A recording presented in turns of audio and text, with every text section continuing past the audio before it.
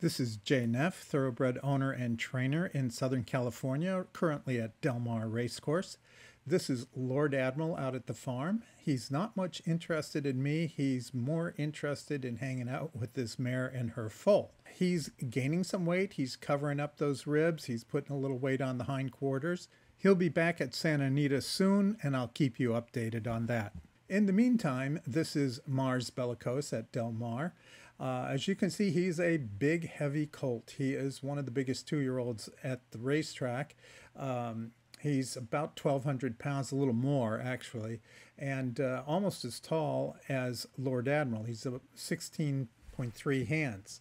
Now, that weight makes a big difference in the way his body is adapting to training. So we've had to go very slowly. He was showing some signs of stress in the lower legs and the shins, even though he's been through the Maryland Shin program. We're using ice therapy just like any athlete would, but we're also using ultrasound shockwave therapy. This developed from human medicine that was used to break up kidney stones, and they found that the bone of the pelvis in the area where they were doing the ultrasound on the kidney stones was getting denser and stronger. So we've adapted that to use on the horses, and it works quite well. We talk a lot about pedigree, and Mars is from the family of Northern Dancer. He's several generations away from Northern Dancer, yet if you look at the white stripe down his nose and how it tapers down, almost disappears, but ends up in his left nostril. And then look at Northern Dancer. This is a photograph of the old stallion. And you'll see that white stripe much more pronounced, but it follows the same path, ends up in the nostril. Also, the forelock, very short and scruffy on Northern Dancer.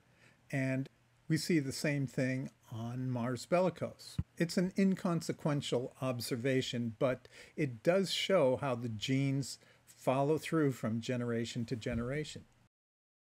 And Mars is often bored and is always looking for something to get into, so we got him a ball to play with, and he really enjoys it. And he plays with people with it too. He likes the attention and the interaction. So in terms of exercise, we're doing some short 1 furlong, 2 furlong, 3 furlong, intermediate speed workouts.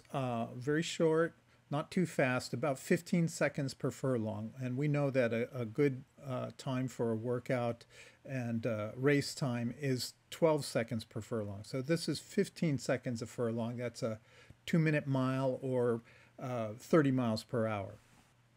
That speed puts just enough stress on the bone to get some changes going and adaptation in the bone, like the Maryland Shin program.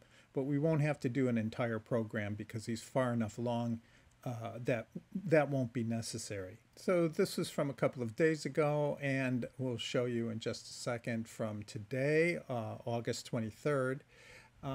And we went a little bit further this time, but about the same speed.